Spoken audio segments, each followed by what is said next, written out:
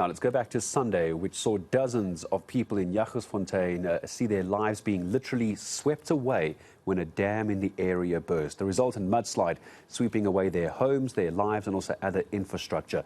Experts still busy investigating the cause of the disaster, which left the Bloemfontein area looking like an apocalyptic state. Well, let's get the thoughts now from an environmental perspective. Groundwork Executive Director and activist Bobby Peake joining us to talk about this. Hello to you, Bobby. Good to have you on eNCA. Appreciate the time. Environmentally, this is going to be a mess because we have no idea what actually was inside this tailings dam before it burst.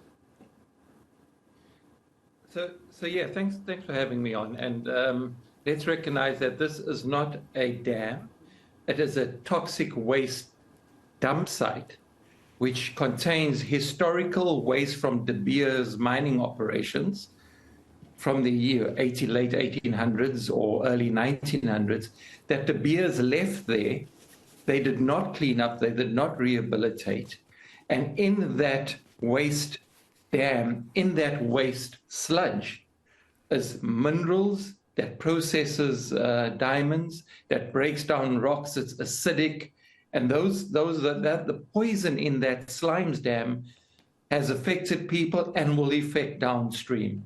So it's important to recognize it is a waste site. Government will tell you, oh no, it's not classified as a waste site, but the reality is a waste site, a toxic waste dump. So we need to understand why this happened, and this has happened primarily because De Beers, as a multinational corporation, the Oppenheimer family, has decided to offload the legacy of its richness, the legacy of its wealth, onto poor people in South Africa. And that's what all mining companies do.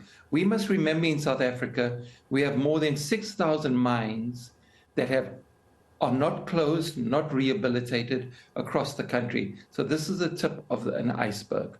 So is this a case then from an environmental perspective that companies come in, they take the minerals, they take what they want, and they leave us essentially with their waste? Is that what we're looking at? Essentially, it is. It's a colonial construct, it's an apartheid construct, and it's a present corporate capitalist construct. So yesterday, I shared a platform with Mr. Suleiman, Dr. Suleiman from Gift of the Givers. As always, Gift of the Givers, got there early and they supported on the ground, suffering, and very important. Big shout out to Gift of the Givers. But what he said, which was really crucial in our conference or in our discussion, is South Africa has all this gold, all this platinum, all these diamonds, and yet we're poor, and yet people suffer like this, and yet people go to bed hungry. So we need to recognize that mining in South Africa has extracted the wealth from South Africa and has made our population poor. But even more, alarming is that it has left us with toxic waste dumps that we will never be able to rehabilitate. The land is destroyed forever. So we need to go back to De Beers.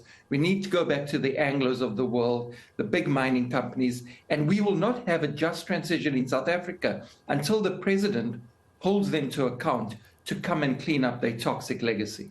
What do we, as we say goodbye for this morning, Bobby, what do we do now to put other mining companies that are still in operation at the moment? How do we get them to make sure this doesn't happen when they have taken what they want from the ground and up and leave, and just leave communities near these vulnerable areas? I mean, is there another way of doing this and preventing this going forward? Let us recognize that the Department of Water Affairs did raise concern about this dam, the sludge dam, the slimes dam, this toxic dam. They raised concerns in December 2020 about this. So, well done on them. And I think we need to support and be part of our governance. But what's really critical now is that a special task team of independent engineers need to come on board, help the Department of Water Affairs and the Department of Forestry, Fisheries and Environment to make sure that every single dump in this country related to mining is rehabilitated. We need a 30, 40, 50-year plan, and it has to start now. We must learn from the Mary Spreight disaster, and more importantly, we must learn from the flooding in Durban last year. Let's take the lessons out of that and put it to South Africa, and to make sure that every community that is living in such a danger zone, and there are many communities, that they have an evacuation and a disaster management plan in case this happens elsewhere.